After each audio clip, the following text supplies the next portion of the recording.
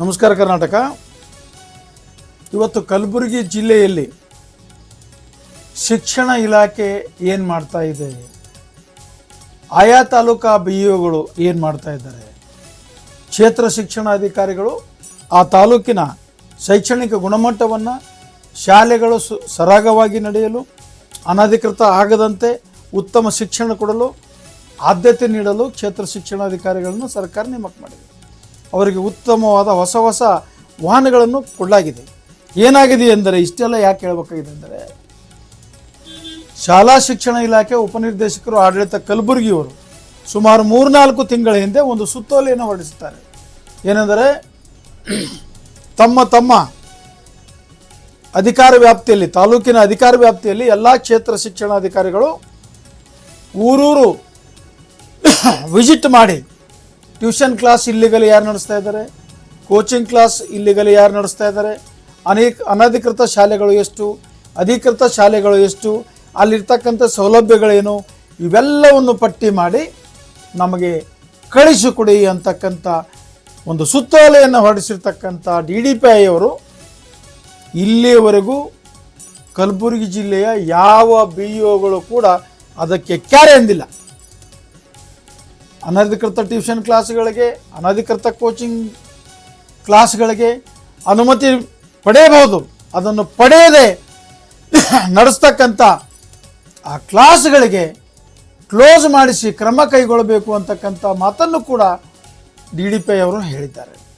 ಇಷ್ಟಾದರೂ ಕೂಡ ಜಿಲ್ಲೆಯಲ್ಲಿ ಅನಧಿಕೃತ ಟ್ಯೂಷನ್ ಕ್ಲಾಸ್, ಅನಧಿಕೃತ ಕೋಚಿಂಗ್ಸ್, ಅನಧಿಕೃತ ಶಾಲೆಗಳು, ಅನಧಿಕೃತ ಸಾಕಷ್ಟು ಶೈಕ್ಷಣಿಕವಾಗಿ ನಡೀತಕ್ಕಂಥ ಚಟುವಟಿಕೆಗಳನ್ನು ನಡೀತಾ ಇದ್ದರೂ ಕೂಡ BEOಗಳು ಯಾಕೆ ಕಣ್ಣು ಮುಚ್ಚಿ ಕುಳಿತುಕೊಂಡಿದ್ದಾರೆ? ಇದರಲ್ಲಿ ಹುಚ್ಚರಿಗೂ ಕೂಡ ತಿಳಿತಕ್ಕಂಥ ವಿಷಯವೇನೆಂದರೆ, ಇದು ದೀಪದ ಕೆಳಗೆ ಕತ್ತಲೆ ಅಡಗಿದೆ. ಇಲ್ಲಿ ಎಲ್ಲವೂ ಸರಿಯಿಲ್ಲ. ಶಿಕ್ಷಣ ಇಲಾಖೆನೇ ಹೀಗಾದರೆ ಮಕ್ಕಳಿಗೆ ಶಿಕ್ಷಣ ಸಿಗೋದು ಹೇಗೆ? ಇಲ್ಲಿಯೂ ಕೂಡ ಲಂಚದ ಹೊಗೆ ಆಡ್ತಾ ಇದೆಯಂತೆ. BEOಗಳು ತಮ್ಮ ಕಿಸೆಗಳನ್ನು ಬೆಚ್ಚಗ ಮಾಡಿಕೊಂಡು ಸ್ವಚ್ಛವಾಗಿ ಸಂಸಾರ ಮಾಡ್ತಾ ಮಜಾ ಉಡಾಸ್ತಾರೆ ಅಂತಕ್ಕಂಥ ಮಾತು ಕೂಡ ಕೇಳಿ ಬರ್ತಾ ಇದೆ. ನೋಡ್ರಿ, ಒಬ್ಬ ಯಾವನೋ ರೈತ ಅಥವಾ ಒಬ್ಬ ಪಾಲಕ ಒಂದೇ ಒಂದು ದಾಖಲೆ ಕೊಡದೆ ಇದ್ದರೆ ಅಡ್ಮಿಷನ್ ತಗೊಳ್ಳೋದಿಲ್ಲ. ಕಾನೂನನ್ನು ಕೈಗೆ ಕೊಟ್ಟು ಮರಳಿ ಕಳಿಸ್ತಕ್ಕಂಥ ಅಧಿಕಾರಿಗಳು, ಅದು ಶಿಕ್ಷಣ ಇಲಾಖೆಯ ಅಧಿಕಾರಿಗಳು, ನಾಚಿಕೆ ಆಗ್ತಾ ಇದೆ. ನಾನು ಇದು ಮಾತಾಡೋಕೆ ಅವರಿಗೆ ನನ್ನೋದು ಬೇಡ, ಅವರೆಲ್ಲ ದೊಡ್ಡವರು, ಯಾಕಂದರೆ 3 ಬಿಟ್ಟವರು ಊರಿಗೆ ದೊಡ್ಡವರಂತೆ. ಇವತ್ತು 3-4 ತಿಂಗಳಾದರೂ ಕೂಡ ನಮಗೆ ಯಾವುದೇ ಮಾಹಿತಿ ಬಂದಿಲ್ಲ. ಇನ್ನೊಂದು ಸುತ್ತೋಲೆ ಕಳಿಸಿ ಕ್ರಮ ಕೈಗೊಳ್ತೇನೆ ಅಂತಕ್ಕಂಥ ಮಾತನ್ನು ಕೂಡ ಕಲಬುರಗಿ ಈಗ ಹಾಲಿ ಇರುವ ಉಪನಿರ್ದೇಶಕರು ಹೇಳಿದ್ದಾರೆ.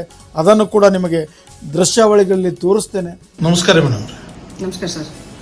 ಈಗ ತಾವು ಸುಮಾರು 4 ತಿಂಗಳ ಹಿಂದೆ ಕಲಬುರಗಿ ಜಿಲ್ಲೆಯಲ್ಲಿ ಇರ್ತಕ್ಕಂಥ ಅನಧಿಕೃತ, ಅಧಿಕೃತ ಎಲ್ಲ coaching classes, tuition, primary school, nursery, high school ಈ ಬಗ್ಗೆ BEOಗಳಿಗೆ ಸುತ್ತೋಲೆ ಹೊರಡಿಸಿ ರಿಪೋರ್ಟನ್ನು ಸಲ್ಲಿಸಿ ಅಂತ ಲೆಟರ್ ಕೊಟ್ಟಿದ್ದೀರಿ ಅಂತ ಕೇಳ್ಪಟ್ಟಿದ್ದೇವೆ.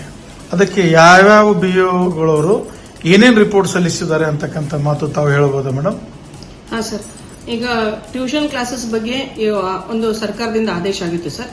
ಆಯಾ BEOರವರು ತಮ್ಮ ವಲಯದಲ್ಲಿರ್ತಕ್ಕಂಥ ಯಾವುದೇ ಟ್ಯೂಷನ್ಸ್ ಕ್ಲಾಸಸ್ ನಡೆಸಬೇಕಾದ್ರೆ ಬೆಳಿಗ್ಗೆ ಆಗಲಿ ಸಂಜೆ ಆಗಲಿ ಅವುಗಳನ್ನ ಭೇಟಿ ಮಾಡಿ ಪರಿಶೀಲನೆ ಮಾಡಿ ಅದು ಪ್ರಪೋಸಲ್ DDPI ಕಳಿಸ್ಬೇಕಂತಿತ್ತು ಸರ್. ಮತ್ತು ಎರಡನೇದು ಅನಧಿಕೃತ ಶಾಲೆಗಳು ಯಾವ್ದಾದ್ರು ಇದ್ರೆ ಅವನು ಕೂಡ ಮಾಡಿ ಅದನ್ನ ಸ್ಟಾಪ್ ಮಾಡಿಸಿ ನಮಗೂ ವರದಿ ಮಾಡಿಸಿ ಅದನ್ನು ಕಂಪ್ಲೀಟ್ ಆಗಿ ಕ್ಲೋಸ್ ಮಾಡಿಸ್ಲಿಕ್ಕೆ ಹೇಳಿದ್ವಿ ಸರ್. ಮತ್ತು 3ನೇದು, ಯಾವುದೇ ಶಾಲೆಗೆ ನಾವು ಶಾಲೆ ಪರ್ಮಿಷನ್ ಕೊಡ್ತೀವಿ, ರೆಸಿಡೆನ್ಷಿಯಲ್ ನಡೆಸಲಿಕ್ಕೆ ಕೊಡುವುದಿಲ್ಲ ಅಂತ ಶಾಲೆಗಳು, ಈ 3 ಬಗ್ಗೆ ವರದಿ ನೀಡಲು ಆದೇಶ ಮಾಡಿದೀವಿ. ಇಲ್ಲಿ ತನಕ ಯಾವುದೂ BEOರಿಂದ ನಮಗೆ ವರದಿಯನ್ನ ಬಂದಿಲ್ಲ ಸರ್. ಬರ್ಲಿಕ್ಕೆ ಮತ್ತೊಂದ್ಸತಿ ಕ್ರಮ ಕೈಗೊಳ್ತೀವಿ. ಅಲ್ರಿ ಮೇಡಮ್ ಅವರು ಇಲ್ಲಿವರೆಗೆ ವರದಿ ಮಾಡಲ್ಲ, ಅವ್ರ ಮೇಲೆ ಏನಾದರೂ ತಾವು ಕ್ರಮ ತೆಗೆದುಕೊಳ್ಬಹುದಲ್ಲ BA ಮೇಲೆ? ಇಲ್ಲ, ಇನ್ನೊಂದು ಫೈನಲ್ ರಿಮೈಂಡರ್ ಹಾಕ್ತೀನಿ ಸರ್ ನಾನು. ಅವ್ರು ಫೈನಲ್ ರಿಮೈಂಡರ್ ಹಾಕಿದ್ಮೇಲೆ ಬರೆದಿತ್ತಂತಂದ್ರೆ ಖಂಡಿತ ಅವ್ರ ಮೇಲೆ ಕ್ರಮ ತಗೊಳ್ತೀನಿ. ನಮಸ್ಕಾರ. Thank you sir. ಇನ್ನು ಮುಂದೆ ಯಾವ್ದಾದ್ರು ಕೂಡ ಈ ಕ್ಷೇತ್ರ ಶಿಕ್ಷಣಾಧಿಕಾರಿಗಳು ಕಣ್ಣು ತೆರೆದುಕೊಂಡು ಕೆಲಸ ಮಾಡಬೇಕು. ಇವತ್ತು ಬಹುತೇಕ ಕಡೆ ನಾನು ಶಾಲೆಗಳಿಗೆ ಹೋದಾಗ ಕಂಡಿದ್ದು ಏನು ಅಂದರೆ, ಬಿಸಿ ಊಟ ಇದೆಯಲ್ಲ, ಬಿಸಿ ಊಟ ಅಡಿಗೆ ಮಾಡುವವರಿಗೆ ಒಂದು ಡ್ರೆಸ್ ಕೋಡ್ ಇದೆ.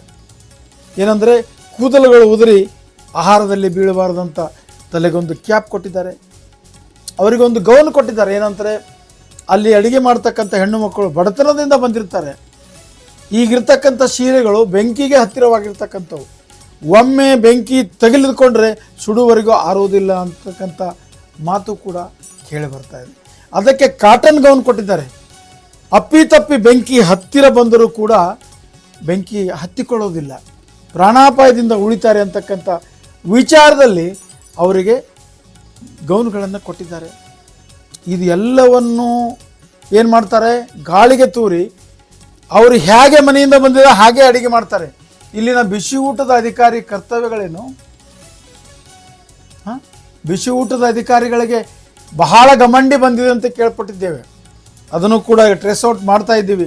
ಗಮಂಡಿ ಹೆಂಗೆ ಬತ್ತು, ಇವರ ನಾಟಕ ಹೆಂಗೆ ನಡೆಸ್ತಾ ಇದ್ದಾರೆ, ಸಾರ್ವಜನಿಕ ಹಣವನ್ನು ದುರುಪಯೋಗ ಹೇಗೆ ಮಾಡ್ತಾ ಇದ್ದಾರೆ ಅಂತಕ್ಕಂಥ ವಿಷಯವನ್ನು ಇಂಚಿಂಚು ಕೂಡ ಕೆಲವೇ ದಿನಗಳಲ್ಲಿ, ಕೆಲವೇ ಕಾಲದಲ್ಲಿ ನಾವು ತಮ್ಮೆದುರಿಗೆ ತರ್ತಾ ಇದ್ದೇವೆ.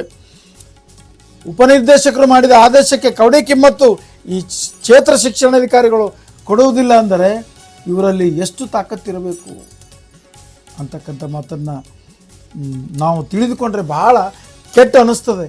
ಆದರೂ ಕೂಡ ಕಾನೂನು ಇವರ ಬೆಂಬಿಡುವುದಿಲ್ಲ. ಬೆನ್ನಹತ್ತಿ ಇವರ ವಿರುದ್ಧ ಕ್ರಮ ಉಪನಿರ್ದೇಶಕರು ತಗೊಳ್ತಾರೆ ಅಂತಕ್ಕಂಥ ಮಾತನ್ನು ಹೇಳ್ತಾ ಈ ಸಂಚಿಕೆಗೆ ವಿರಾಮ ಕೊಡುತ್ತೇನೆ. ನಮಸ್ಕಾರ.